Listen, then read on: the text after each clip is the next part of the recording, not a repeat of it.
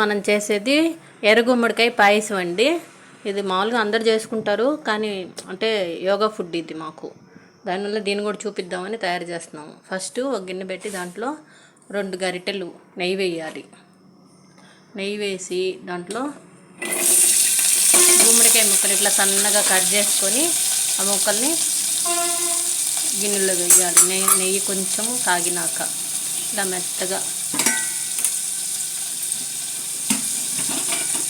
బాగా ఉడకాలి. దాంట్లో కొంచెం ఒక గ్లాస్ నీళ్ళు పోస్తే బాగా మెత్తగా ఉడుకుతాయి. కొంచెం దాంట్లో వేసాం కదండి గుమ్మడికాయ ముక్కల్లోనే కొంచెం ఒక మన కూర గరిటె ఉంటుంది కదా, ఆ కూర గరిటెడు శనగపప్పు వేయాలి. శనగపప్పు కొంచెం తీసుకొని చక్కగా కడిగేసుకొని దాన్ని తీసి ఇట్లా వేసుకోవాలి. వేసి ఇప్పుడు ఒక గ్లాసు నీళ్ళు వాటర్ పోయాలి దాంట్లో. అంటే మాడకుండా చక్కగా మెత్తగా ఉడికిపోతుంది. శనగపప్పు గుమ్మడికాయ 2 కూడా చక్కగా ఉడుకుతాయి.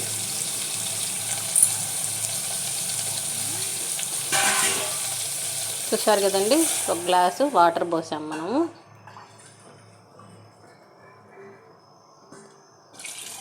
ఒకటిన్నర గ్లాసు వాటర్ పోసాం.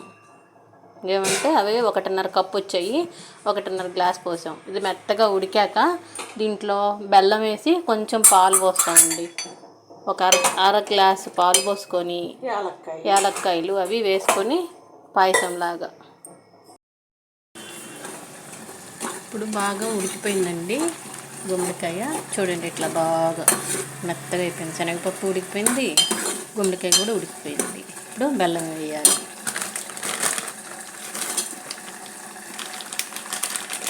బెల్లం ఎంత అంటే 1 కప్పు బెల్లం వేసుకున్నాం మనం.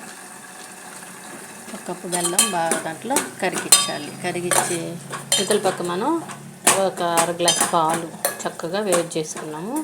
ఈ వేడి చేసిన పాలు ఎత్తి బెల్లం కరిగాక దీంట్లో వేసేస్తాము. ఇప్పుడు వేడివేడిగా చాలా టేస్ట్గా ఉంటుంది. ఒక 2 యాలక్కాయలు, కొంచెం జీడిపప్పు దాంట్లో వేసుకున్నాం అనుకోండి, చక్కగా గుమ్మడికాయ ఇష్టం లేని వాళ్ళు కూడా తినేస్తారండి శాంతంగా. ఏమంటే గుమ్మడికాయ తినరు మామూలుగా. ఇట్లా ప్రాసెస్లో చేసుకున్నాం అనుకో బాగా తినాలనిపిస్తుంది, తింటారు. అప్పుడు హెల్తీ ఫుడ్.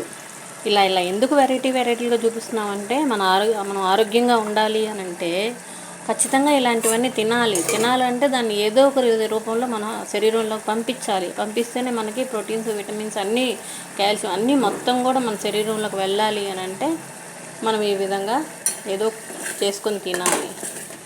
చేసుకొని తినే విధానంలో కూడా చూడండి. ఇప్పుడు బెల్లం ఎందుకు వేసాము? బెల్లం అంటే ఐరన్ కానీ మనకి ఈ గుమ్మడికాయకి మొత్తం కూడా సెట్ అయిపోతుంది. కొంచెం అంటే నొప్పులు అవి అనిపించినా వస్తాయి, కొంచెం నొప్పులు వస్తాయి. ఎందువల్ల వస్తాయి నొప్పులు కూడా? మన శరీరంలో ఉన్న వాత ప్రభావం బయటకు వస్తుంది. దానివల్లనే ఈ నొప్పులు వస్తాయి, అంతేగాని వేరే ఏం కాదు. మళ్ళీ ఆ పెయిన్ మొత్తం రిలాక్స్ అయిపోతుంది.